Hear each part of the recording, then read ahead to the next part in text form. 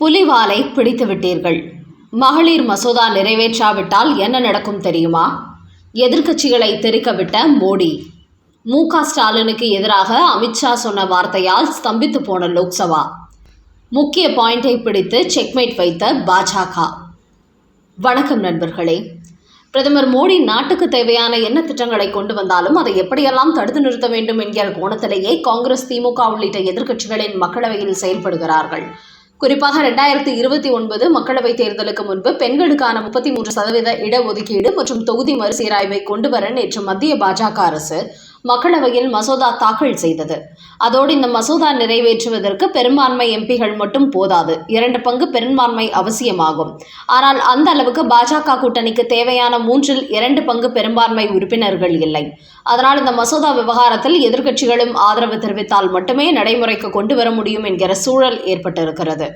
இந்த நிலையில்தான் மக்களவையில் இன்று பேசிய பிரதமர் மோடி, இந்த மசோதா சம்பந்தமாக யாராவது அரசியல் ரீதியாக சிந்தித்தால் அவர்களுக்கு நான் ஒரு அட்வைஸ் சொல்ல விரும்புகிறேன். பெண்கள் 33% இடஒதுக்கீடுக்கான மசோதாவை யாரெல்லாம் எதிர்த்தார்களோ ஒவ்வொரு தேர்தலிலும் அவர்களை பெண்கள் புறக்கணித்துள்ளார்கள். அப்படிப்பட்ட கட்சிகளை இந்திய நாட்டு பெண்கள் ஒருபோதும் மன்னித்ததில்லை என்று பேசியுள்ளார். அதாவது கடந்த 2010 இடஒதுக்கீடு மசோதாவுக்கு எதிர்ப்பு தெரிவித்த ராஷ்டிரிய ஜனதா தளம், சமாஜ்வாதி கட்சிகளை குறிப்பிட்டு பிரதமர் மோடி இப்படி பேசியுள்ளார். அதோடு இப்படி பேசிய கட்சிகள் பின்னர் பெண்களின் செல்வாக்கை இழந்தார்கள். அதன் பிறகு 2010 மன்மோகன் சிங் தலைமையிலான கூட்டணி ஆட்சி பெண்களுக்கு 33% இடஒதுக்கீடு கொண்டுவர முயற்சி செய்தார்கள்.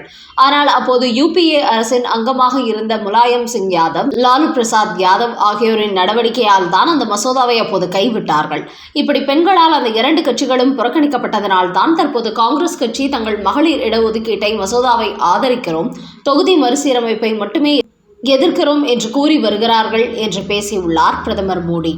அதாவது இந்த மகளிர் இடஒதுக்கீடு மசோதாவை ஆதரித்தாலும் சரி, எதிர்த்தாலும் சரி, அது அந்த கட்சிகளுக்கு இழப்பைதான் கொடுக்கும் என்று எதிர்க்கட்சிகளுக்கு புரிய வைக்கும் வகையில் பேசியுள்ளார்.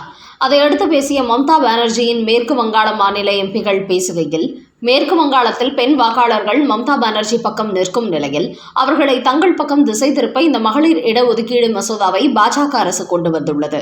அதனால்தான் சரியாக தேர்தல் நேரத்தில் இதை நீங்கள் கொண்டு வந்துள்ளீர்கள். இந்த மசோதாவுக்கு நாங்கள் ஆதரவு தெரிவிக்கவில்லை என்றால் எங்களை பெண்களிடத்தில் சிக்க வைத்து விடுவீர்கள். அதற்கான தந்திரம்தான் மறுசீராய்வு மனுவுடன் சேர்த்து மகளிர் இடஒதுக்கீடு மசோதாவையும் நீங்கள் தாக்கல் செய்துள்ளீர்கள் என்று காரசார விவாதம் செய்துள்ளார்கள். அந்த வகையில் இந்த மசோதாக்கள் மக்களவையில் வெற்றியடைந்தால் பாஜகவின் வெற்றியாகிவிடும்.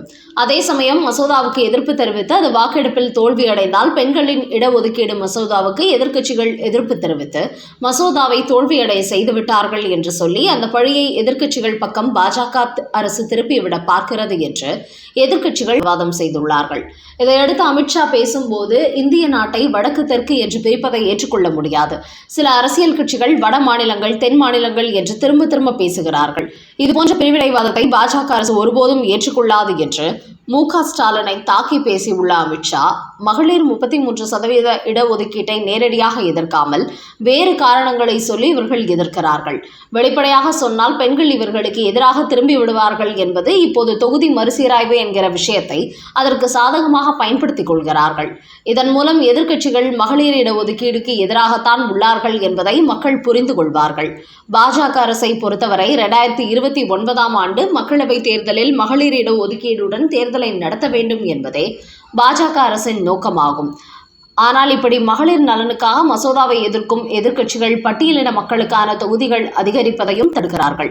அதோடு தொகுதி மறுவரையை எதிர்ப்பவர்கள் தாழ்த்தப்பட்ட மக்களுக்கான தொகுதிகளையும் அதிகரிப்பதற்கு எதிர்ப்பு தெரிவிக்கிறார்கள். சில தொகுதிகளில் மக்கள் தொகை எண்ணிக்கை 45 லட்சமாக இருக்கிறது, சில தொகுதிகளில் குறைவாக உள்ளது. அதனால் மறுவரையறை என்பது இப்போது அவசியமானதாகிறது. குறிப்பாக சொல்ல வேண்டும் என்றால் இந்திய மக்கள் தொகை 140 கோடியை தொட்டுவிட்டது என்றாலும் கடந்த 50 ஆண்டுகளாகவே எம்பிகளின் எண்ணிக்கையை நாம் அதிகப்படுத்த. அதோடு கடந்த 2011 மக்கள் தொகை கணக்கெடுப்புப்படி தொகுதிகளை பிரித்தால் தமிழ்நாட்டிற்கு 6 தொகுதிகள் குறைந்துவிடும். ஆனால் அது நம்முடைய நோக்கம் அல்ல. இந்திய நாட்டை வடக்கு தெற்கு என்று பிரிப்பது மோசமான செயல், அது இங்கு எடுபடாது என்றாலும் சில அரசியல் கட்சி தலைவர்கள் தங்களது வெத்து விளம்பரத்திற்காக 4 மாநிலத்துடன் கூட்டு சேர்ந்து கொண்டு மத்திய அரசை வடக்கத்திய அரசு போன்று சித்தரிக்கிறார்கள். இது பிரிவினைவாதத்தை தூண்டும் செயலாகும். மத்திய அரசை பொறுத்தவரை அனைத்து மாநிலங்களையும் ஒரே மாதிரி கண்ணோட்டத்துடன் தான் பார்க்கிறது. அதனால் காஷ்மீரிலிருந்து கன்னியாகுமரி வரை இந்தியா ஒரே நாடு என்கிற மனநிலையுடன் தேசப்பற்று கொண்ட அனைத்து முதலமைச்சர்களும் செயல்பட வேண்டும். அதை விட்டுவிட்டு அரசியல் ஆதாயத்திற்காக நாட்டை துண்டாடுவதை மத்திய பாஜக அரசு பார்த்து கொண்டிருக்காது என்று மு.க.ஸ்டாலினுக்கு அதிரடியாக அட்டாக் கொடுத்திருக்கிறார் மத்திய அமைச்சர் அமித்ஷா. அதோடு எதிர்க்கட்சிகளுக்கு இன்னொரு விஷயத்தையும் அவர் சொல்லி இருக்கிறார்.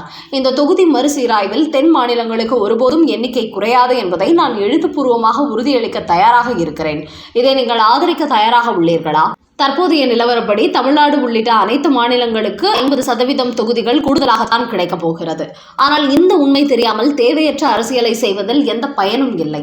மக்கள் மத்தியில் குழப்பத்தையும் பயத்தையும் ஏற்படுத்த வேண்டாம். இப்படி நீங்கள் செய்வதால் மகளிர் 33% இடஒதுக்கீடு மசோதா நிறைவேறாமல் போய்விடும்.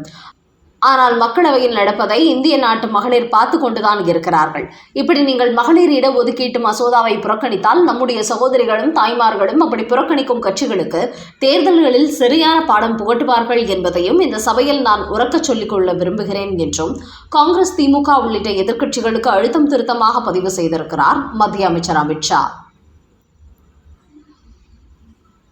அண்ணாமலை ஆர்மி விவகாரம். கொங்கு மண்டலத்தில் சைலண்ட் ஆபரேஷன் நடக்கிறதா? புலனாய்வில் இறங்கிய பாஜக. தமிழக பாஜகவின் முன்னாள் தலைவர் அண்ணாமலை இந்த தேர்தலில் போட்டியிடவில்லை என்றதுமே அவரது ஆதரவாளர்கள் கொந்தளித்தார்கள்.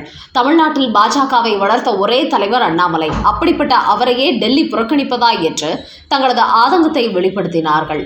அதோடு நிறுத்திக் கொள்ளாமல் இந்த சட்டமன்ற தேர்தலில் அண்ணாமலை போட்டியிடவில்லை என்றால் அவரது ஆதரவாளர்கள் யாருமே பாஜகவுக்கு வாக்களிக்க மாட்டோம் என்ற சோசியல் மீடியாவில் கருத்து வெளியிட்டு பரபரப்பை ஏற்படுத்தினார்கள். இதனால் அண்ணாமலையின் ஆதரவாளர்கள் பாஜகவுக்கும் கூட்டணி கட்சிகளுக்கும் வாக்களிக்கவில்லை, வெற்றி வாய்ப்பு பெரிய அளவில் பாதிக்கப்படும் என்று தேசிய ஜனநாயக கூட்டணி கட்சிகள் கலக்கமடைந்தார்கள். இந்த நிலையில் தற்போது அண்ணாமலை தீவிர பிரச்சாரத்தில் ஈடுபட்டு வரும் நிலையில் கோவையில் சமீபத்தில் ஒன்று கூடிய அண்ணாமலை ஆர்மியை சேர்ந்தவர்கள் ஆலோசனை கூட்டம் நடத்தியதாகவும் அப்போது இந்த முறை தங்கள் யாரும் வாக்களிக்க வேண்டாம் என்று முடிவெடுத்திருப்பதாகவும் கமலாலயத்திற்கு யாரோ சிலர் தகவல் கொடுத்துள்ளார்கள். அதையடுத்து அவர்களை இந்த விஷயத்தை அண்ணாமலைக்கு தெரியப்படுத்திய போது அதிர்ச்சி அடைந்திருக்கிறார்.